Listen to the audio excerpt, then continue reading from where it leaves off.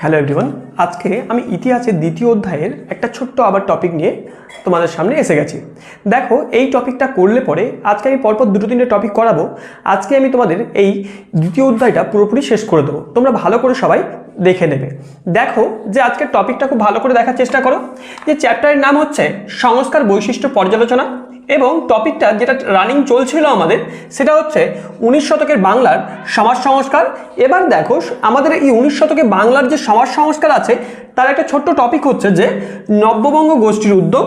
এবার দেখো নব্যবঙ্গ গোষ্ঠী বলতে আমরা কি বুঝি, এটাকে আমাদের সবার প্রথমে জানতে হবে। দেখো নব্যবঙ্গ গোষ্ঠী বলতে আমরা সেই গোষ্ঠীটাকেই বলবো যে ডিরোজিওর অনুগামী ছাত্রদের আমরা নব্যবঙ্গ বা ইয়ং বেঙ্গল বলি। এবার প্রথম কথা মন থেকে একটা প্রশ্ন এসেই যাচ্ছে যে ডিরোজিও অ্যাকচুয়ালি ছিলেন কে।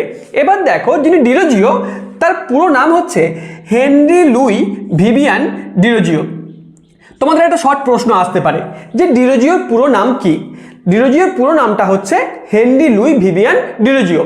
তোমরা যখন টেস্ট পেপার সলভ করবে তখন কিন্তু এই প্রশ্নটাকে ম্যাক্সিমাম চ্যাপ্টারে তোমরা কিন্তু এটাকে দেখতে পাবে, তাই এটাকে খুব ভালো করে মনে রাখবে। এবার ডিরোজিওর জন্ম হচ্ছে 1809 খ্রিস্টাব্দে এবং তার মৃত্যু হচ্ছে 1831 খ্রিস্টাব্দে। এবার বলা হচ্ছে যে 19 শতকের প্রথমার্ধে হিন্দু কলেজের অধ্যাপক, তার নাম ছিল হেনরি লুই ভিভিয়ান ডিরোজিও। তিনি জন্মগ্রহণ করেছিল ইঙ্গো পর্তুগিজ পরিবারে তিনি জন্মগ্রহণ করেছিল। এবার আমরা এত কিছু জানছি ওনার সম্বন্ধে, কিন্তু ছিলেনটা কি উনি ছিল একজন মুক্তিমনা চিন্তাবিদ। কিরকম ভাবে তিনি মুক্তমনা চিন্তাবিদ ছিলেন সেটাকে আমরা খুব ভালো করে বোঝার চেষ্টা করব। দেখো বলা হচ্ছে যে তাহলে আমরা একটু আগেই বললাম যে তার অনুগামী ছাত্রদের বা তার অনুগামীদের ইয়ং বেঙ্গল গোষ্ঠী বা নব্যবঙ্গ গোষ্ঠী বলা হয়, ইয়ং বেঙ্গল বা নব্যবঙ্গ গোষ্ঠী বলা হয়। এবার বলা হচ্ছে যে তিনি কি ধরনের চিন্তাধারা করত, এবং তার আগে আমরা দেখে নিই তিনি কোন কলেজের অধ্যাপক ছিল। তিনি ছিল হিন্দু কলেজের অধ্যাপক। সেটা 1826 খ্রিস্টাব্দে। যে এই যে হিন্দু কলেজ, মন থেকে একটা প্রশ্ন আসতেই পারে যে তিনি হিন্দু কলেজে কবে যোগদান করেছিল। সেটা হচ্ছে 1826 খ্রিস্টাব্দে।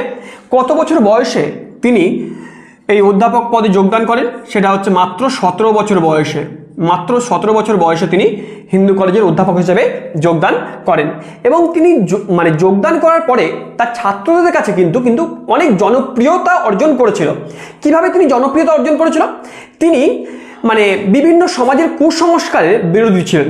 যেমন হচ্ছে মূর্তি পূজা, তারপরে হচ্ছে সতীদাহ প্রথা, তারপরে হচ্ছে জাতিভেদ প্রথা এবং অস্পৃশ্যতা, এই সমস্ত কুসংস্কারের তিনি তীব্র বিরোধিতা করেছিলেন, এবং তার ছাত্রদেরও তিনি কিন্তু এইভাবেই তৈরি করছিলেন।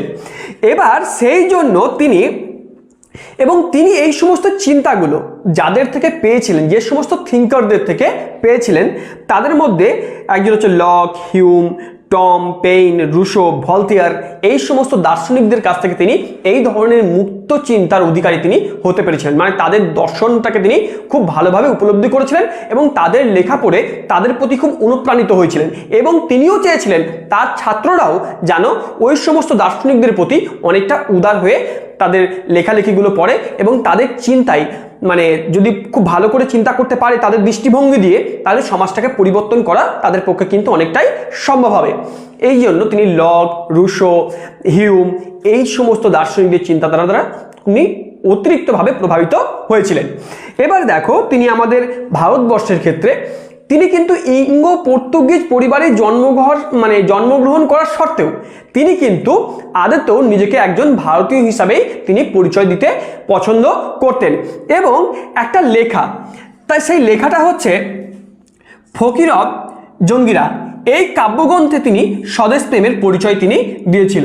একটা প্রশ্ন আসতে পারে যে হেনরি লুই ভিভিয়ান ডিরোজিও তার কোন গ্রন্থে স্বদেশ প্রেমের পরিচয় মেলে? সেটা হচ্ছে ফকির অব জঙ্গিরা। এই গ্রন্থে তিনি কিন্তু স্বদেশ প্রেমের পরিচয় তারা মিলতে দেখা যায়, এবং তার ছাত্রদের এই মুক্ত চিন্তার জন্য তিনি একাডেমিক অ্যাসোসিয়েশনকে প্রতিষ্ঠা করেছিল 1827 খ্রিস্টাব্দে। তাহলে বলা হচ্ছে একাডেমিক অ্যাসোসিয়েশন কে কবে প্রতিষ্ঠা করেন? সেটা হচ্ছে হেনরি লুই ভিভিয়ান ডিরোজিও প্রতিষ্ঠা করেন। কবে প্রতিষ্ঠা করেছিল? 1827 খ্রিস্টাব্দে। এবং এই মুক্ত চিন্তা অধিকারের জন্য তিনি একটা পত্রিকাকেও প্রকাশিত করেছিল, তার নাম ছিল পার্থেনান, 1829 খ্রিস্টাব্দে। এবার শর্ট প্রশ্ন আসতে পারে যে পার্থেনান পত্রিকাটি কে প্রকাশ করেন এবং কবে? সেটা হচ্ছে যে আমাদের ডিরোজিও প্রকাশিত করেন। কবে? 1829 খ্রিস্টাব্দে। আবার এখানে একটা শর্ট প্রশ্ন আসতে পারে, একাডেমিক অ্যাসোসিয়েশন কে কবে প্রতিষ্ঠা করেন? 1827 খ্রিস্টাব্দে ডিরোজিও প্রতিষ্ঠা করেন একাডেমিক অ্যাসোসিয়েশন। এবং বলা হচ্ছে তিনি কিন্তু বেশি দিন বাঁচেননি।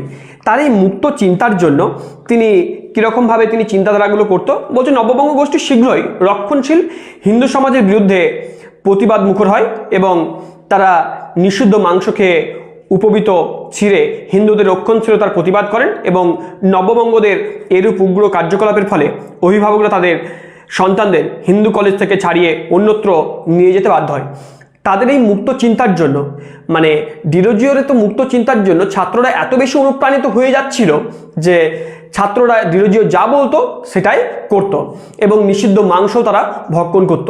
সেই জন্য হিন্দু সমাজে যারা রক্ষণশীল হিন্দু সমাজে যারা ছাত্র ছিল তারা তাদের সন্তানদের, মানে যারা অভিভাবক ছিল তারা তাদের সন্তানদের ওই কলেজ থেকে ছাড়িয়ে নিচ্ছিল।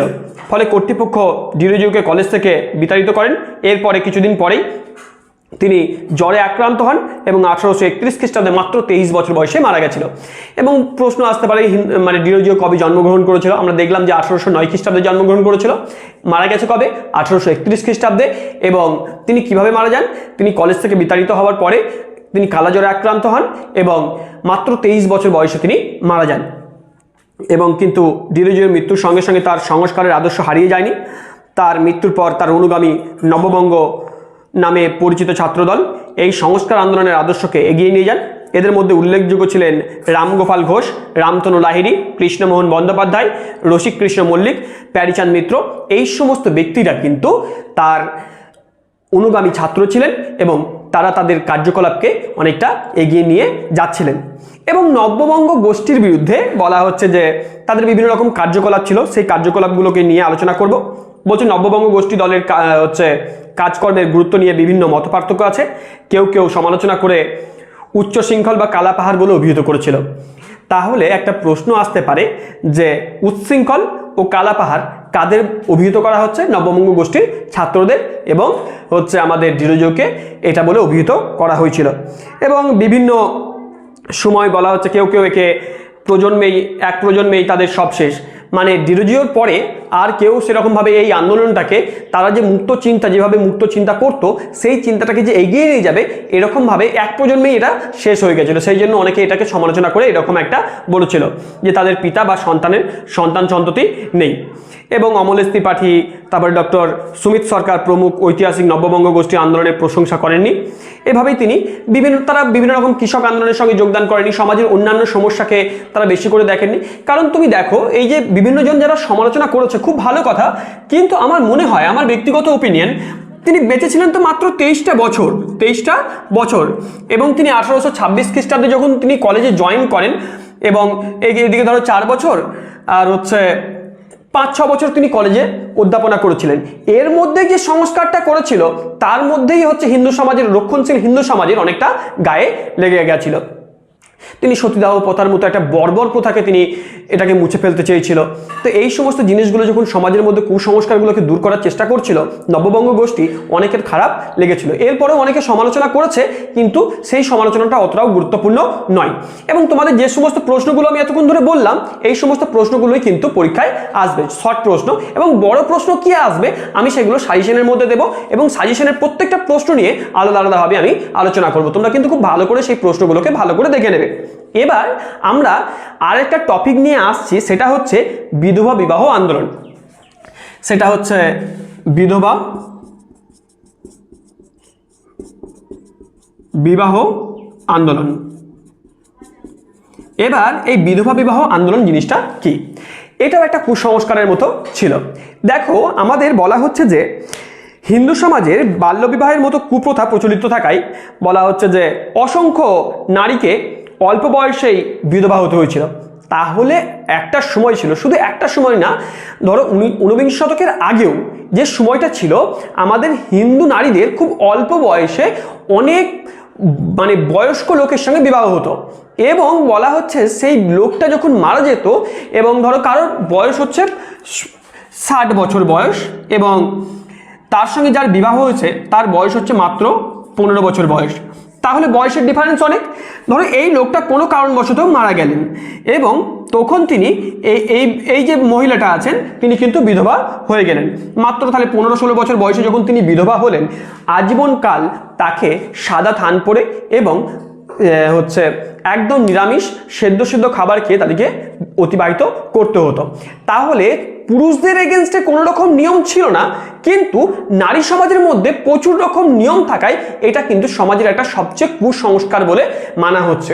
এবং অবশ্যই কুসংস্কার ছিল, একটা 60 বছরের লোক 15 বছর বয়সের একটা মেয়েকে বিয়ে করছে এবং কিছুদিন পর যদি মারা যায় তাহলে সেই মেয়েটাকে আর কেউ কোনোদিন বিবাহ করতে পারবে না। অথচ অপোজিটটা হচ্ছে যে যদি তার স্ত্রী মারা যাচ্ছে কিন্তু সেই লোকটা কিন্তু আবার পরবর্তীকালে বিয়ে করতে পারছে, সেম জিনিসটা কিন্তু একটা নারীরা পারছে না। সেই জন্য আমাদের ঈশ্বরচন্দ্র বিদ্যাসাগর বিভিন্ন লোকের স্বাক্ষর নিয়ে তিনি কিন্তু এই আন্দোলনটাকে পরিচালনা করার চেষ্টা করেন, এবং এর আগেও এই আন্দোলনটা হচ্ছিল, কিন্তু ঈশ্বরচন্দ্র বিদ্যাসাগরের মতো এতটাও সক্রিয়ভাবে কেউ এই আন্দোলনটাকে এগিয়ে নিয়ে যাওয়ার প্রয়াস দেখায়নি বা পারেনি। এবার তিনি যখন এই আন্দোলনটাকে করলেন, পরবর্তীকালে দেখা যাচ্ছে যে 1854 খ্রিস্টাব্দে থেকে বিধবা বিবাহের সমর্থনে জনমত আস্তে আস্তে গড়ে উঠল, এবং যখনই জনমত গড়ে উঠল তখন দেখা গেল যে আমাদের ইংরেজ ইস্ট ইন্ডিয়া কোম্পানির শাসনকালে লর্ড ডালহৌসি 15 নম্বর রেগুলেশন দ্বারা হিন্দু বিবাহ আইন প্রণয়ন করেছিল। তাহলে 15 নম্বর রেগুলেশন আইন দ্বারা হিন্দু বিধবা আইনকে প্রণয়ন করেছিল, এবং পরবর্তীকালে হচ্ছে লর্ড ক্যানিং আইনে স্বাক্ষর করে বিধবা বিবাহ আইন স্বীকৃতি দেন, সেটা হচ্ছে 1856 খ্রিস্টাব্দে 26শে জুলাই। তাহলে 1856 খ্রিস্টাব্দে 26 জুলাই আমাদের বিধবা বিবাহ আইন কিন্তু প্রবর্তিত হয়। সেটা কে করেছিল, কে সাইন করেছিল? লর্ড ক্যানিং। লর্ড ক্যানিংয়ের স্বাক্ষরের ফলে তিনি কিন্তু এই জিনিসটা প্রবর্তন করে। এর ফলে আমাদের দেখা গেল যারা বিধবা ছিলেন তারা কিন্তু পুনরায় আবার বিবাহ করার অনুমতি পেল। হিন্দু রক্ষণশীল সমাজ কিন্তু এতদিন এই জিনিসটা হতে দেয়নি, সেই জন্য একে কি করতে হলো, নতুন করে একটা আইনকে পাস করতে হলো।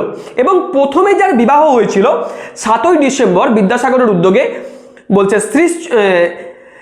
শ্রীশচন্দ্র বিদ্যারত্ন বর্ধমানের কালীমতি নামে জৈনিক বিধবাকে বিবাহ করলে কলকাতায় প্রথম বিধবা বিবাহ সম্পূর্ণ হয়। তাহলে কলকাতায় প্রথম বিধবা বিবাহ কাদের দ্বারা সম্পূর্ণ হয় এবং ওই বিবাহটা কে দিয়েছিলেন, এটা কিন্তু একটা প্রশ্ন লিখে উত্তরটা ভালো করে লিখে নেবে। এবং পরবর্তীকালে বিদ্যাসাগর তার নিজের সন্তানের সঙ্গেও কিন্তু একজন বিধবা মেয়ের বিয়ে কিন্তু তিনি দিয়েছিল, এবং তার নিজ পুত্রের নাম ছিল নারায়ণচন্দ্রকে ভবসুন্দরী নামে এক বিধবার সঙ্গে বিবাহ দেন। এবং দেখা যাচ্ছে যে বিধবা বিবাহ বিরোধীর প্রতিবাদে উত্তরে দেওয়ার জন্য বিদ্যাসাগর অতি অল্প হইল, আবার অতি অল্প হইল, তিনি এই দুটো পুস্তিকা রচনা করেন। তাহলে শর্ট প্রশ্ন আসতে পারে যে অতি অল্প হইল এবং আবার অতি অল্প হইল, এই পুস্তিকা দুটি কার রচনা? সেটা হচ্ছে ঈশ্বরচন্দ্র বিদ্যাসাগরের রচনা। এবং বলা হচ্ছে তার আন্দোলনের ফলে বিধবা নারীদের মুক্তির স্বপ্ন দেখার সুযোগ পায়, এবং পরবর্তীকালে দেখা যাচ্ছে যে বিধবা বিবাহ আন্দোলনে সারা দেশ জুড়ে ছড়িয়ে পড়ে। এইভাবেই আমাদের যারা বিধবা ছিল তাদের আবার পুনর্বিবাহ দেওয়ার সমর্থন হয়। এবং এই জন্য ঈশ্বরচন্দ্র বিদ্যাসাগরকে অসংখ্য ধন্যবাদ জানানো দরকার যে তাদের একটা মুক্তির পথকে তিনি সবার জন্য খুঁজে বের করে দিয়েছিলেন। এই ছিল তোমাদের আজকের দুটো টপিক। এই দুটো টপিকের পরে আমি আরেকটা টপিক আজকে আমি রাত্রের দিকে আপলোড করছি, তাহলেই তোমাদের আজকে কিন্তু তোমাদের পুরো ইতিহাসটা শেষ হয়ে যাচ্ছে, সেকেন্ড অধ্যায়টা।